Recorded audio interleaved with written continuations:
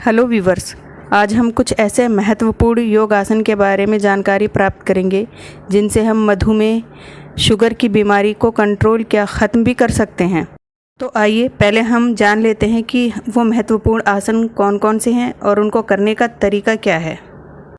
तो वीवर्स, अगर आपको मेरा वीडियो अच्छा लगता है तो आप प्लीज़ मेरे वीडियो को लाइक, सब्सक्राइब और शेयर करें और इसी तरीके की और जानकारी भरे वीडियो देखने के लिए मेरे चैनल से जुड़े रहें। आजकल की स्ट्रेस भरी जीवन शैली और खान पान ख़राब होने का सबसे बड़ा जोखिम मधुमेह, डायबिटीज़ यानी हाई शुगर लेवल है। एक्सपर्ट्स का मानना है कि भारत की एक बहुत बड़ी आबादी डायबिटीज़ से पीड़ित है और इससे भी बड़ी भारतीय आबादी ऐसी है जिसे पता ही नहीं है कि उसे मधुमेह है। मतलब इनमें मधुमेह अभी शुरुआती चरण में है, जिन्हें प्री डायबिटिक कहा जाता है। डायबिटीज़ में शरीर का ब्लड शुगर बढ़ जाता है, जिसे कम करना बहुत ही ज़रूरी है। एक्सपर्ट के मुताबिक रोज़ाना एक्सरसाइज व योगा करने से मधुमेह रोगियों में हाई शुगर नियंत्रण हो जाता है। यहाँ बताए जा रहे कुछ योगासन डायबिटिक पेशेंट के लिए काफ़ी फ़ायदेमंद साबित हो सकते हैं। हाई शुगर लेवल को कम करने के लिए जो 5 असरदार योगासन हैं वो इस प्रकार हैं। Number 1 dhanurasana, number 2 kapalbhati pranayama, number 3 ardha matsyendrasana, number 4 paschimottanasana, number 5 श्वसन। According to Art of Living, मधुमेह की समस्या ठीक करनी है तो आपको जीवन शैली में प्राणायाम, योगासन और ध्यान को जोड़ लेना चाहिए। उनके मुताबिक आप यहाँ बताए गए योगासनों को सुबह या शाम कभी भी कर सकते हैं। आइए पहले हम धनुरासन के बारे में जानकारी प्राप्त कर लेते हैं। According to Art of Living, dhanurasana pancreas को सक्रिय कर देता है।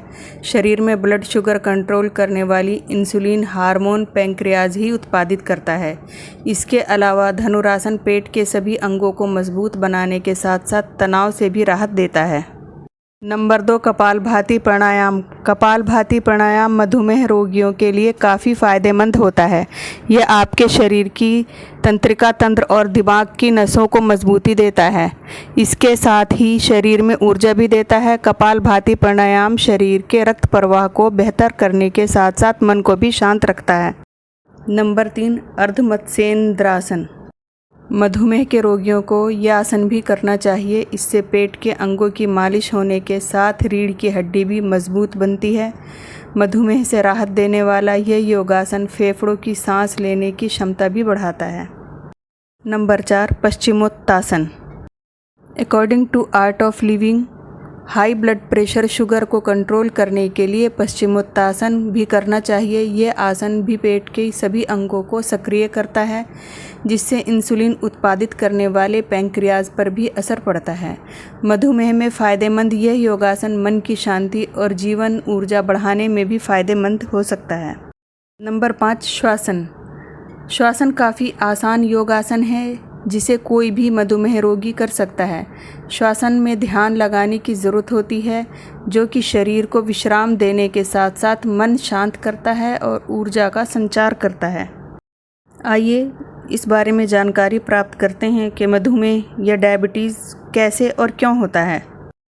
जब हमारी बॉडी में पैनक्रियाज इंसुलिन का उत्पादन बंद कर देता है तो व्यक्ति के शरीर में ग्लूकोज की मात्रा बढ़ने लगती है और वो डायबिटीज़ का शिकार हो जाता है।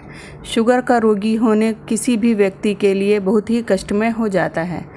लोग शुगर लेवल को कम करने या मेंटेन करने के लिए तरह तरह के नुस्खे आजमाते हैं और महंगी दवाइयाँ भी लेते हैं, लेकिन फिर भी कोई ख़ास अंतर नहीं देखा जा सकता है। तो यहाँ हम कुछ और महत्वपूर्ण योगासनों के बारे में जानकारी प्राप्त करेंगे, जिनको करने से हम हाई लेवल ब्लड शुगर से बच भी सकते हैं और अगर हम लगातार करें तो हम उससे हमेशा के लिए छुटकारा भी पा सकते हैं। मंडूकासन। इस आसन को करने के लिए सबसे पहले घुटनों को मोड़कर वज्रासन की मुद्रा में बैठ जाएं और अंगूठे को हथेली के अंदर की तरफ मोड़ लें और मुट्ठी को ज़ोर से बंद कर लें। अब दोनों हाथों की बंद मुट्ठियों को नाभि के ऊपर रख लें। अब सांस खींचें और सांस को छोड़ते हुए अपने शरीर को आगे की ओर झुकाएं। कुछ समय तक इस अवस्था में रहने के बाद सांस लेते हुए वापस वज्रासन मुद्रा में आ जाएं। इस प्रक्रिया को 3 से 4 बार दोहराएं। इस आसन को करने से पेट के अंदर के अंगों को मसाज मिलती है और पाचन तंत्र भी ठीक रहता है। मंडूक आसन पैंक्रियाज को उत्तेजित करता है और डायबिटीज़ को नियंत्रित करने में बहुत ही फायदेमंद है। कपालभाति प्राणायाम। सबसे पहले ध्यान मुद्रा में बैठ जाएं, आँखों को बंद कर लें और शरीर को तनाव मुक्त करके शरीर को ढीला छोड़ दें। अब अपनी दोनों नासिकाओं से सांस लें जिससे पेट फूल जाए और पेट की पेशियों को बल के साथ सिकोड़ते हुए सांस को छोड़ें। ध्यान रहे कि सांस खींचते समय किसी प्रकार के बल का प्रयोग ना करें। डायबिटिक पेशेंट के लिए कपालभाति प्राणायाम करना बहुत फ़ायदेमंद होता है। इससे पूरे शरीर में रक्त प्रवाह बेहतर होता है। पश्चिमोत्तानासन। सबसे पहले एक समतल स्थान पर बैठ जाएं और अपने पैरों को सामने की तरफ फैलाएं। अब सांस लेते हुए अपने शरीर को आगे की ओर ले जाएं और अपने हाथों से पैर के अंगूठे को पकड़ने की कोशिश करें। अब अपने सिर को घुटनों पर लगाने का प्रयास करें और कुछ देर तक इसी अवस्था में रहें। हलासन। सबसे पहले हलासन के लिए ज़मीन पर पीठ के बल लेट जाएं और अपने दोनों पैरों को 90 डिग्री एंगल के ऊपर की ओर सीधा लेकर जाएं। इसके बाद अपनी कमर और हिप्स को हाथों से सहारा दें। अब अपने पैरों को सिर के ऊपर से सीधा पीछे की ओर ही ले जाने का प्रयास करें। अपने पैरों से ज़मीन को छुएं और पैर सीधे ही रखें। डायबिटीज़ रोगियों के लिए यह काफ़ी अच्छा रहता है, लेकिन जो गर्भवती हैं या फिर जो लोग हाई बीपी या कमर दर्द से परेशान हैं वो इस आसन को बिल्कुल ना करें। धनुरासन। धनुरासन करने के लिए सबसे पहले पेट के बल लेट जाएं और सांस भरते हुए घुटनों को मोड़ें। दोनों हाथों से अपनी एड़ियां पकड़ने की कोशिश करें। अब अपने सिर, सीना, जांघ को ऊपर की तरफ उठाएं और शरीर का सारा भार पेट के निचले हिस्से पर ले जाएं। इस आसन को करने से ब्लड शुगर कंट्रोल में रहता है। बालासन। बालासन के बारे में ये भी कहा जाता है कि इसको करने से हम डायबिटीज़ या मधुमेह से हमेशा के लिए छुटकारा पा सकते हैं। बालासन डायबिटीज़ को जड़ से समाप्त करने वाला ये आसन बच्चों की मुद्रा नाम से भी जाना जाता है। इससे सारा तनाव और थकान दूर हो जाता है। ये स्पाइन, जांघ और टखनों की स्ट्रेचिंग करता है। इससे तनाव और थकान से राहत मिलती है। लोअर बैक पेन में भी ये सहायक है। वज्रासन। ये बेहद सरल आसन है जो डायबिटीज़ के मरीज़ों को ज़रूर आजमाना चाहिए। इससे मन शांत और पाचन तंत्र ठीक रहता है। इससे स्पाइन की हड्डियों और शरीर के निचले हिस्से का मसाज हो जाता है। इस कारण ये बहुत अच्छे नतीजे देता है। स्वर्गासन। डायबिटीज़ में फ़ायदेमंद ये आसन थायराइड ग्रंथि का कामकाज दुरुस्त करता है। थायराइड की ग्रंथियां पूरे शरीर की एक्टिविटीज़ सही रखती हैं। इस आसन से पाचन तंत्र, नर्वस सिस्टम और ब्रीथिंग सिस्टम अच्छा रहता है। ये स्पाइन को भी मजबूती प्रदान करता है।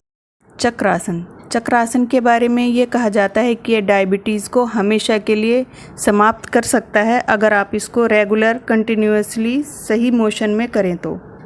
ये आसन डायबिटीज़ ख़त्म करने के साथ साथ रीढ़ की स्ट्रेचिंग और पीठ की टिश्यूज़ को रिलैक्स करने में भी कारगर होता है। इस आसन को बिना नागा किए रोज़ाना करने से दिमाग को भी बहुत सुकून मिलता है और जीवन तनाव मुक्त हो जाता है। तो आइए डायबिटीज़, मधुमेह को जड़ से ख़त्म करने वाले ये 2 आसन, चक्रासन और बालासन के बारे में हम और कुछ जानकारी प्राप्त कर लेते हैं और इनका तरीका कैसे किया जाता है इस बारे में भी जानकारी प्राप्त कर लेते हैं। बालासन करने का तरीका।